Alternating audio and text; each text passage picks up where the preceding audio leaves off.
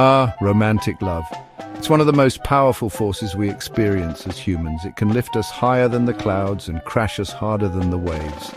But have you ever stopped to ask yourself why we love at all?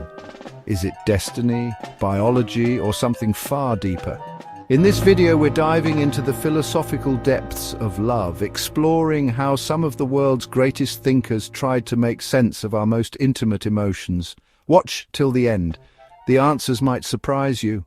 Ah, romantic love. Beautiful and intoxicating, heartbreaking and soul-crushing, often all at the same time.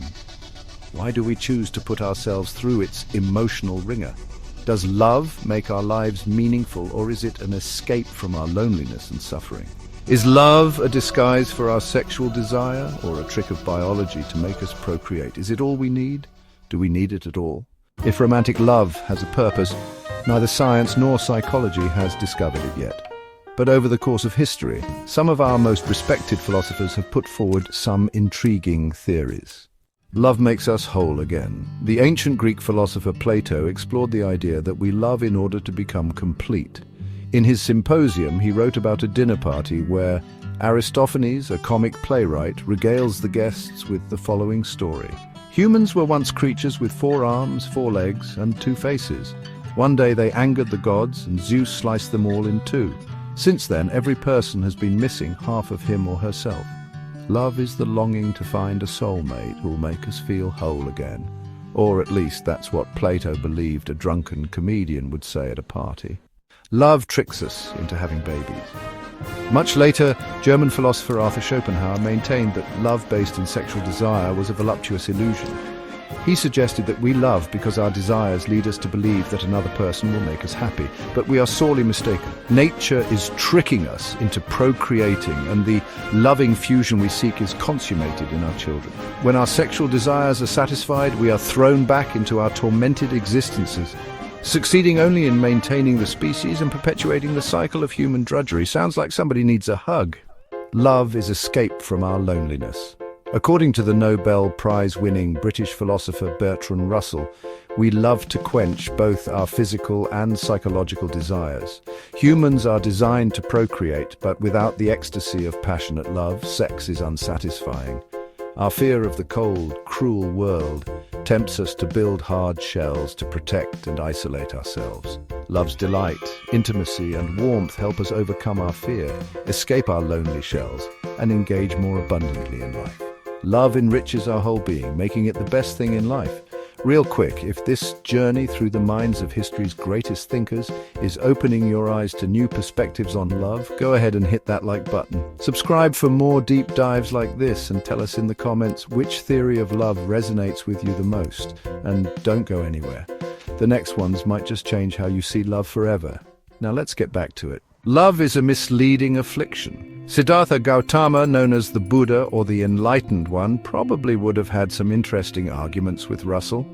Buddha proposed that we love because we are trying to satisfy our base desires, yet our passionate cravings are defects, and attachments, even romantic love, are a great source of suffering. Luckily, Buddha discovered the Eightfold Path, a kind of program for extinguishing the fires of desire so we can reach nirvana, an enlightened state of peace, clarity, wisdom, and compassion.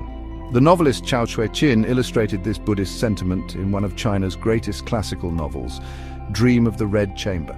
In a subplot, Jiarui falls in love with Yifeng, who tricks and humiliates him. Conflicting emotions of love and hate tear him apart, so a Taoist gives him a magic mirror that can cure him, as long as he doesn't look at the front of it. But, of course, he sees Yifeng. His soul enters the mirror, and he is dragged away in iron chains to die.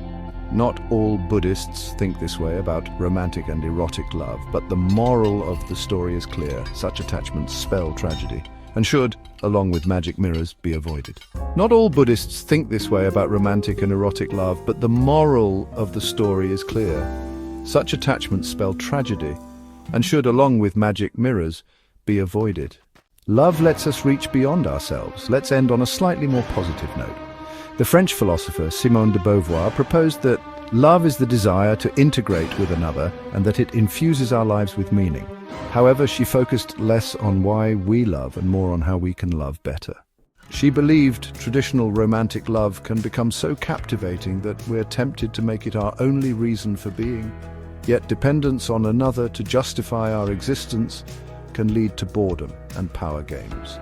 To avoid this trap, Beauvoir advised loving authentically, more like a deep and empowering friendship. Lovers, she said, should support each other in discovering themselves, reaching beyond themselves, and enriching the world together.